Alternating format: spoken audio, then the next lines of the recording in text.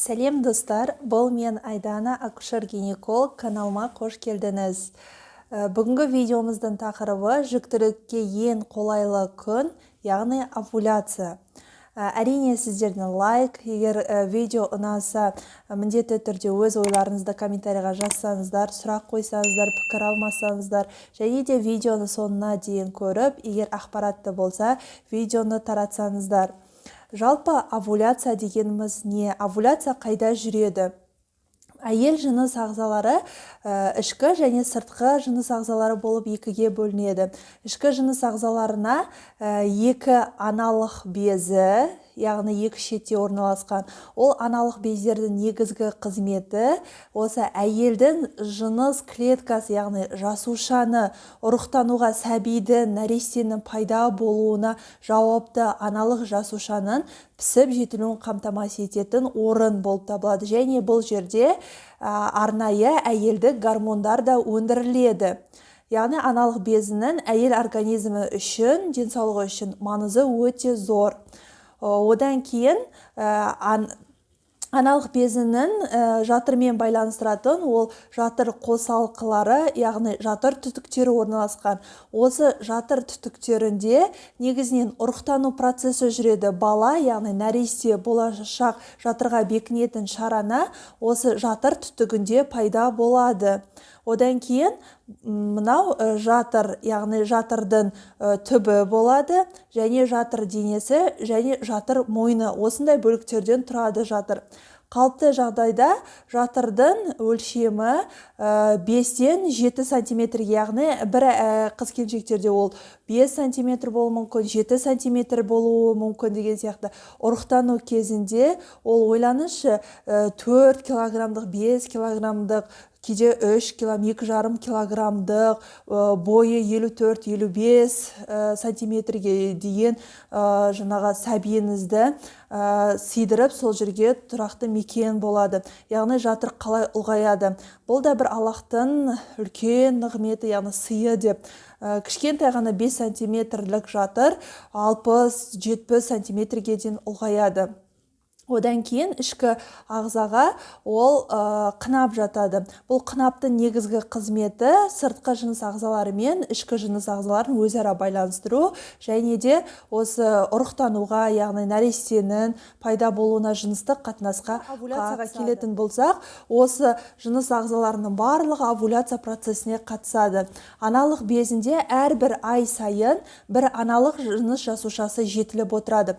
Қыз бала дүниеге келген кезде аналық безде негізінен миллиондаған аналық клеткасы болады, бірақ уақыт өте келе тек қана ұрықтануға қабілетті 400-500 аналық жыныс жасушасы іріктеліп, сұрыпталып сол жерде қалады. Содан кейін әрбір ай сайын бір ғана аналық жасушасы оң жақтан немесе сол жақтан пісіп, жетіліп, сыртқа бөлініп шығып отырады. Сол аналық жасушамен ер адамның жыныс спермасы, яғни ұрық жасушасы қосылып, сәтті кездескенде ғана ұрықтану процесі болады. Сол аналық жыныс жасушасының аналық безден шыққан күні, яғни овуляция күні деп аталады. Овуляция күні қалай жүзеге асады? Бұл күні аналық безде осы етекір циклінің бірінші күннен, яғни етекіріңіз келіп бастаған күннен бастап, сол жерде бір жыныс жасушасы пісіп жетіледі. Ол пісіп жетілу үшін біздің организмдегі арнайы гормондар бөлінеді. Одан кейін сол жерде аналық безіне қоректік заттар, яғни қан тамырларымен қамтамасыз етілу, барлығы бір клетканы пісіріп, өсіп жетілдіреді. Яғни қыз сол жерде мысалы бой жеткенде үйінен қалай мәпелеп өсірсе, тура сол жерде аналық жыныс жасушасы өсіп дамиды. Уақыты келген кезде, яғни етекір циклының ортасы дейді көп жағдайда, сол күні ол өзінің мекенін, яғни аналық безді бөліп, сол жерден бөлініп шығады. Яғни ол қайда кетеді? Ол жатыр түтігіне барып, сол жаққа қарай енеді. Жатыр түтігінде арнайы осындай түтікшелер болады. Мынау аналық безі болса, осы жерден аналық безінен жаңа шыққан клетканы осы пылесос сияқты, шансорғыш сияқты ішінен аналық клетканы басқа жаққа кетіп қалмас үшін сорып алады. Яғни ол түтікке түседі. Сол түтікте аналық жыныс жасушасы бір тәулік, яғни 24 сағат қана өмір сүреді. Сол 24 сағат бойы ұрықтану болуын, яғни егер жыныстық қатынаста, егер тұрмыста болсаңыз, мысалға сол күні егер жыныстық қатынасқа түссеңіз, сперма жатырға еніп, жатыр түтігіне қарай өтсе, онда ер адам мен әйел адамның жыныс жасушалары сәтті қосылса, сол овуляция күні, онда ұрықтану процесі болады, яғни жүктілік болады. Ал жүктілік болмаса, осы күні жыныстық қатынас болмаса, онда 24 сағаттан кейін аналық жасуша жатыр түтігі арқылы жылжи отырып жатыр қуысына түседі. Жатыр қуысына түсу арқылы сол жерде өзінің тіршілігін жояды. Одан кейін 14 күннен кейін тұрақты түрде жатыр жүктілікке дайындалдығы осы жолы жаңағы жүктілік болады, бала болуы мүмкін деген сияқты болмай қалса егер, онда жатырдың қуысы, осы балаға мекен болатын аймақ барлығы сылынып, шырышты қабаттары қанды түрінде, яғни етекір түрінде бөлініспен келеді.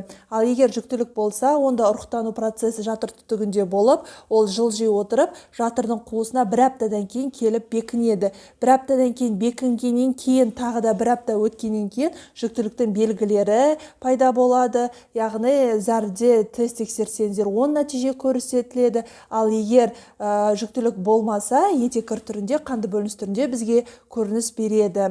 Демек, овуляция дегеніміз жүктілік болатын ең қолайлы күн. Егер жүктіліктен сақтанатын болсаңыздар, осы овуляция күні жыныстық қатынастан шектелу қажет. Бірақ ескертетін жағдай, ер адамның спермасы ол 5 тәулік кейде 72 сағат, яғни 3 тәулік қана 3 тәулік бойы өмір сүреді дейді.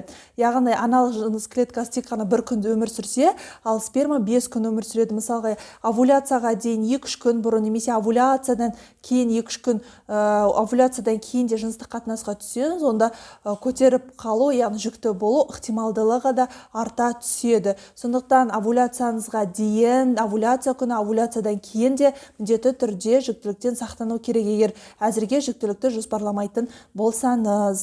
Енді жүктілікті, осы овуляцияны есептеу қалай жүзеге асады десеңіздер, мен сіздерге қарапайым бүгін бір әдісін көрсетейін, және де менің арнайы видеом бар.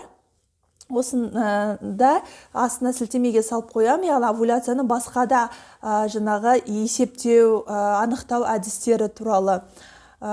Жалпы, мысалға, етекір циклыңыз тұрақты түрде ғана болатын болса, онда овуляция күні есептей аласыз. Егер овуляцияңыз етекір тұрақты болмаса, оны анықтай алмайсыз.